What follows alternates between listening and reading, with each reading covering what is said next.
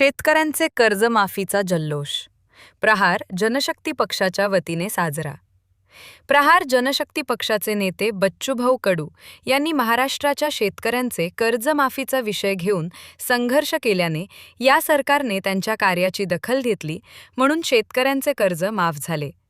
म्हणून शंकरभाऊ आचेवाड यांच्या पुढाकाराने बिलोली तालुक्यातील शेतकऱ्यांनी कर्जमाफीचा आनंद उत्साहाने साजरा करण्यासाठी तहसीलदारांना निवेदन सादर केले.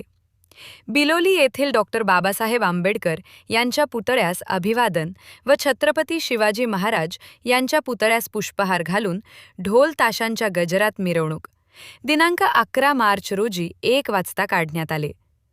तहसील कार्यालयासमोर प्रहार जनशक्ती पक्षाच्या कार्यकर्त्यांनी फटाक्यांची आतषबाजी करून शेतकऱ्यांना पेढे भरून तोंड गोड केले. शेतकऱ्यांच्या कर्जमाफीचा विषय मार्गी लावण्याचे श्रेय कोणाला जाते?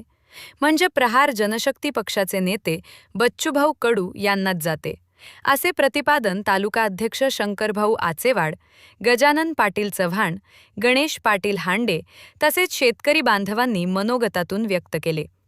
यावेळी मोठ्या संख्येने शेतकरी उपस्थित होते.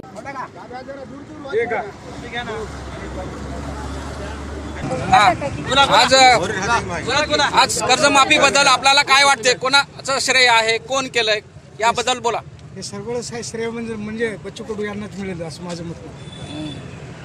भाऊने ज्यावेळेस अधिवेशन उपोषण केले त्यावेळेस एक सगळं माफी दिल्याशिवाय हे करणार, त्यांना मुदत दिली होती, त्या मुदतीमध्ये सरकारनं सुद्धा त्यांना सरकारला सुद्धा त्यांनी झुकवलं असं माझं मत वाटतं. आणि कर्जमाफीमुळे समाधान आहात का? बिलकुल 100% समाधानी आहे.